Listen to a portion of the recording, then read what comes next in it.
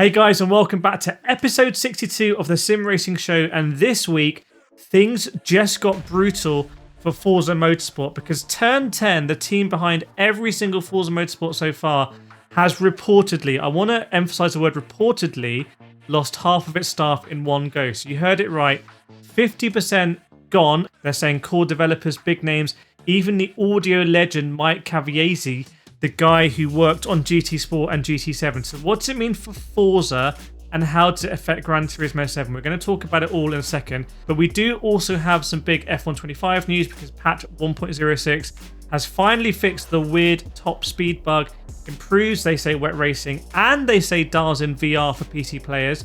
So will those be the improvements that convince more people to play F125? We're also going to discuss V-Rider SBK, which brings official Superbike racing to PSVR 2. If you're a long-time fan of the Sim Racing Show, you will have heard that game before. Euro Truck and American Truck Sim's driving proficiency module we're going to talk about. Team Redline member Chris Lullin proved once again that sim racers do belong at the top after winning his class at the 24 Hours of Spa with Vstappen.com Racing. Absolutely insane. And there's a cheating scandal there again I want to remind you about. Let's start with the brutal news from Turn 10 Studios. So this is the team that's made every single Forza Motorsport game since the OG Xbox.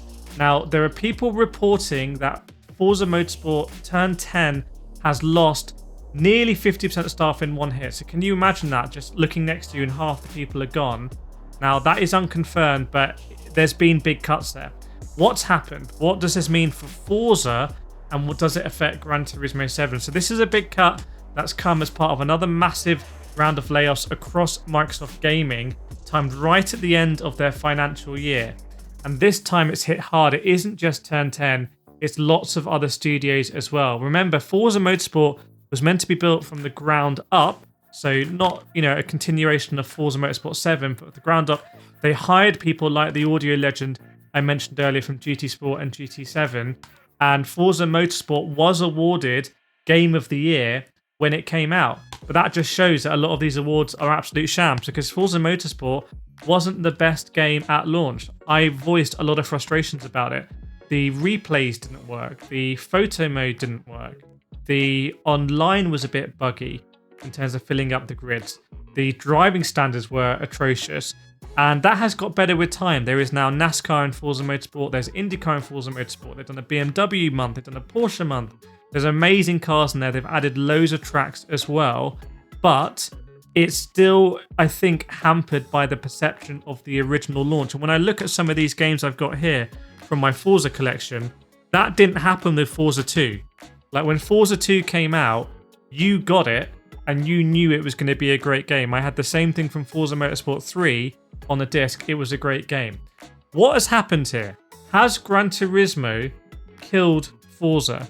I don't think so. I think Gran Turismo has something to worry about here as well. I think Forza Horizon has killed Forza. You look at the Forza Horizon games, these are just incredible games. Like, these are so much fun to play and drive. You can use a wheel, sure, but you can play on a gamepad. They kind of have a more realistic aspect to open world racing that we'd seen before, say, for example, Need for Speed. They are really fun games. And Forza Horizon 5, which I've covered a lot on this channel, has been an incredibly popular game. In fact, I think it was the most popular game on PlayStation when Microsoft bought its PlayStation. I think this is a sad moment for sim racers because it means that and I've been speaking about this a lot on the Sim Racing Show. I think these kind of SimCady, more on the sim side, these games may be dying out, and this is why it's a big worry for Gran Turismo 7. Gran Turismo 7 did an incredible daily race a week ago, which was absolutely mad at Suzuka in legendary kind of Japanese iconic cars. And now they've reverted back to doing kind of like more slop daily races. Gran Turismo could end up going down a similar path, given it now has to compete against Forza Horizon 5 on PS5. That's a lot to cover. We don't normally talk about in so much in depth in the Sim Racing Show, but let me know your thoughts on that in the comments and let me know if you want to see a deeper video. Let's move on to F125 because this patch has come. There was a weird top speed issue in the game that was if your car was scraping the track, well, your car was scraping the track more than the AI, which was slowing you down. So that's been equalized. so you should be more competitive down the straights. Now we can all complain that's the reason why we were slow in F1 25. The auto gearbox in wet conditions also got an upgrade, so it was upshifting too early. Now it's revving a little bit higher, so it's giving you more of a fighting chance in the rain. And VR has got an open VR update to help fix stuttering and tracking bugs.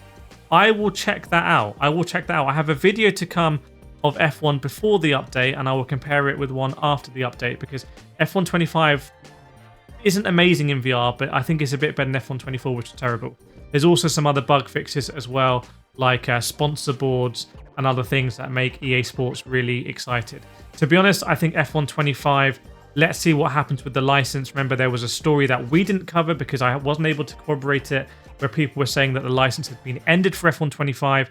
That was then retracted. We'll see what the situation is. Now, we will get to the PSVR 2 news. Before that, a big shout out to our sponsor for today, which is Instant Gaming. So if you're thinking of picking up F1 25, Assetto Corsa Evo, or any racing title, first of all, make sure you check the link in the description, because some of the prices right now are pretty crazy. They're often the cheapest place to get the game. So Le Mans Ultimate, $24, I believe. Evo, $23. ACC, $9.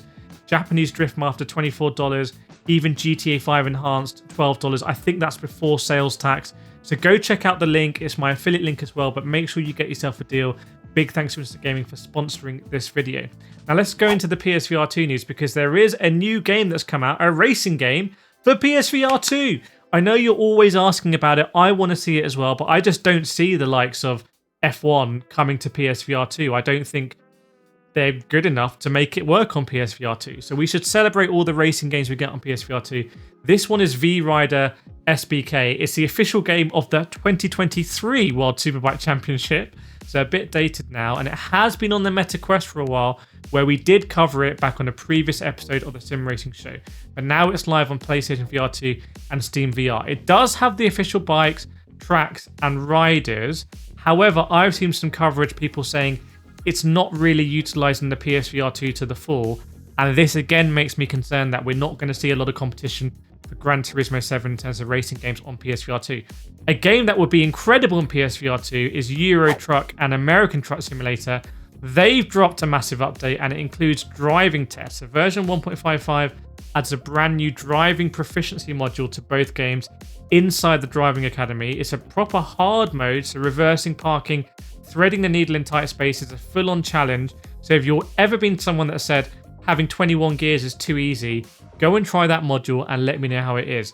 Now, the next news is from Max Vstappen, because his team, so he's involved with Team Redline and Vstappen.com, Chris Lullum, his esports teammate, just won his class in the real world 24 hours of Spa. That's right. He was racing for Vstappen.com Racing, and he mixed it with pro drivers. 9th overall in the silver category. Max must be absolutely buzzing, because he's personally been backing Lullum's GT3 journey, and this again proves it that sim racers can do the real thing.